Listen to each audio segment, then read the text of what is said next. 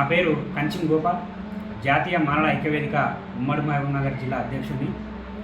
ప్రభుత్వం నిన్న ఏదైతే కమిటీ వేసిందో ఎస్సీ వర్గీకరణ కోసం వేసిన ఉత్తమ్ కుమార్ రెడ్డి కమిటీని మేము తీవ్రంగా వ్యతిరేకిస్తూ ఉన్నాం. వర్గీకరణ వ్యతిరేక సమితి పోరాట సమితి తీవ్రంగా దీన్ని వ్యతిరేకిస్తూ ఉంది. ఎందుకంటే నిన్న వేసిన ఉత్తమ్ కుమార్ రెడ్డి కమిటీలోనే మాల మంత్రి ఒక్కరు కూడా లేరు. కమిటీలోనే మాలలకు న్యాయం జరిగినప్పటికీ తెలంగాణ మాలలకు న్యాయం జరుగుతుందని మేము భావించట్లేదు. ఉత్తమ్ కుమార్ రెడ్డి వేసిన కమిటీలో ఒక రెడ్డి, ఒక మాదిగ, ఒక ఎస్టీ, ఒక బీసీ, ఒక బ్రాహ్మణ సంబంధించిన కులాలకే మీరు చోటిచ్చారు. కానీ మాల ఒక్కరు కూడా ఈ మాల మంత్రి లేకపోవడం ఒక కారణమైతే మేము మాలలకే న్యాయం జరుగుతుందని అనుకోవట్లేదు.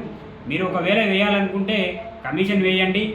ఒక జడ్జితో, సిట్టింగ్ జడ్జితో మీరు ఒక కమిషన్ ఏర్పాటు చేసి దాని ద్వారా మీకు కావాల్సిన సమాచారం తెప్పించుకోండి. కానీ ఈ కమిటీని మేము ఎట్టి పరిస్థితుల్లోన మేము అంగీకరించబోము. అలాగే మీరు ఈరోజు అంటే ఏకపక్షంగా ఎలాంటి ఒక ప్రజాభిప్రాయ సేకరణ లేకుండా మీరు ఏకపక్షంగా ఈ కమిటీని వేయడాన్ని కూడా మేము తీవ్రంగా వ్యతిరేకిస్తున్నాం.